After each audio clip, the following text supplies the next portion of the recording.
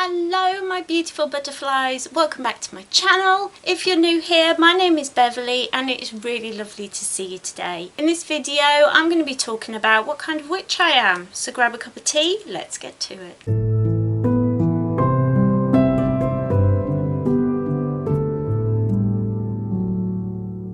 So I want to start off by saying there are lots of different kinds of witches out there, from cottage witches, techno-pagans, hearth witches, crystal witches, sea witches, you name it, there is one. Because what kind of witch you are depends on your craft. You can even be an eclectic witch, which means you take a little bit from everywhere, which is what I thought I was. Because I was learning about lots of different things, I was interested in lots of different things, and I couldn't really narrow down what I wanted to be or what I thought I wanted to practice. And that is quite common when you're starting out in witchcraft and you're starting to learn lots of different things. It feels like the whole world is open to you and you can do anything, learn anything, and that is true. Today we're just going to be talking about what kind of witch I am, and maybe it'll help you settle down into a type of witch, or maybe you'll decide you don't want a label, which is perfectly fine. Don't forget to like, subscribe and comment, but let's get to it, shall we? So before I begin, I do want to say you do not need a label. Just like with sexuality and gender and, I don't know, your handicap in golf, you do not need to have a label when it comes to your craft. You can just be a witch, and that is fine. That is exactly what you are. The minute you start practicing spells and magic and researching, you are a witch. But I think sometimes we get caught up in labels, especially online. I've noticed a lot of people having their headline what kind of witch they are. I know I do. But there does feel like this pressure to kind of narrow down what you are, and the specific videos for specific types of witches and meditations and things for specific witches, and I think that can be quite narrowing down and it can make people feel left out, and I don't want to do that in this video, and I do not want anyone to feel like you have to say what kind of witch you are, because you don't.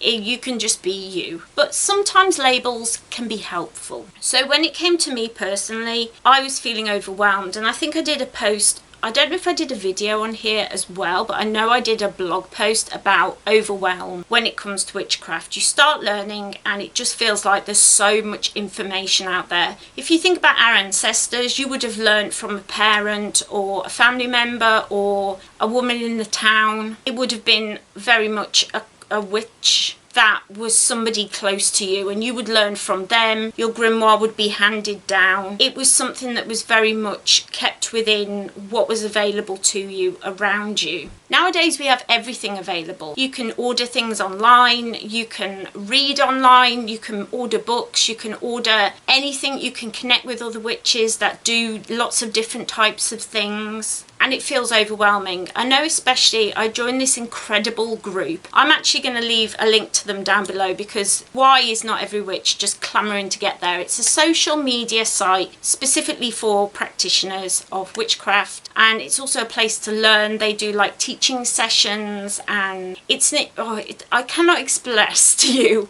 how much I've loved being there. It's called Hero, I'm not quite sure how you say it, but I absolutely love it there. I love posting questions. I love that people are from all different walks of life on there. There's people who study dark, left-handed, right-handed, all kinds of folk magic and techno magic, and there's just so many different people there, and it's an incredible place to learn. I've learned so much just from reading posts of people talking about their own craft, and then I'll go and read a blog post or do a little Google search and just kind of look it up and find out what it's about, and then I've learned something new.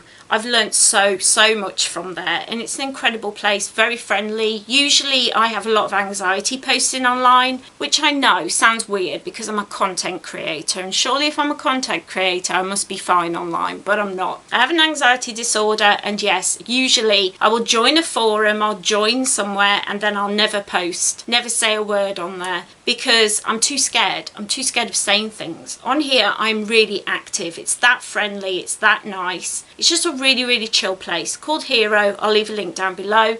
The first 1,000 people to join, it's free for life. After that I think it's $15. but I'm not sure because I'm one of the founding thousands, so hey-o.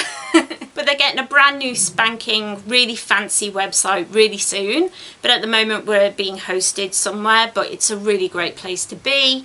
Definitely recommend, head down there. What was the point I was making?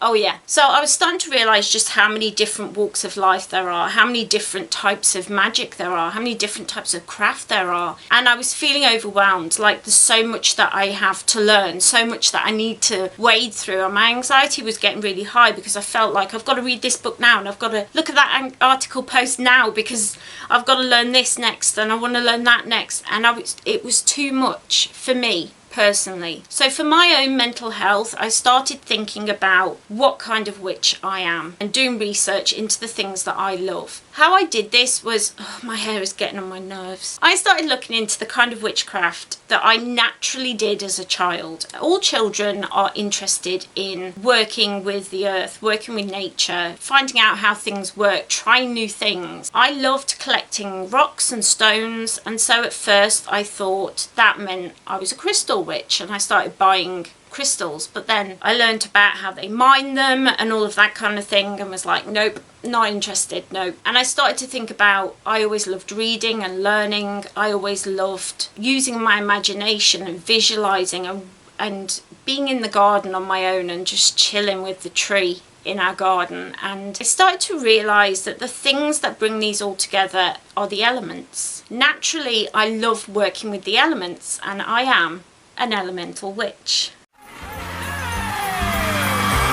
Narrowing that down was like a big weight off my shoulders, because now, although I might dip into other things and look at, say I'll see a post on that website that I was talking about and I'll be like, oh, what is this? What is this? What does this mean? I can go over and have a look at it, read some blog posts, look it up in places, but then I can always come back to my core beliefs, my core craft. So I love working with the elements, and in the future I can definitely do a video about how I personally work with the elements every day and in my craft. I do have an elements altar up here, and I have got my altar set up. So if you would like me to do an altar tour, that is probably going to be coming soon. So I've got some really nice videos coming out soon about my personal craft, and I hope that you will hit subscribe so you don't miss them, because I really want to share my path, share my journey. It matters. It means a lot to me. That's why I'm here, is to share as I learn, because this is like my video grimoire, right? I don't know everything, I don't claim to, but I know what I love, and that's working with the elements. I love looking out the window and seeing it's really windy, so I'm going to run outside and cleanse my aura by standing in the wind. I love listening to a storm. I love incorporating water and earth elements into spells. That's what's got my heart, and that's my craft. And as I learn, I will learn even more how to bring those elements into my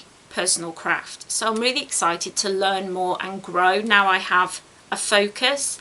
It's taken that overwhelming feeling away. So at no point in this video am I saying you've got to have a label, you've got to state what kind of witch you are, because no, you don't. And I don't have to say it, but for me, myself, it's really helped me kind of narrow down into just the things that I love. I love working with the 5 elements. I absolutely love it. I do have a whole series on my channel for elemental magic, and that will of course become the main focus here on my channel, so I hope that you're up for that. I really do.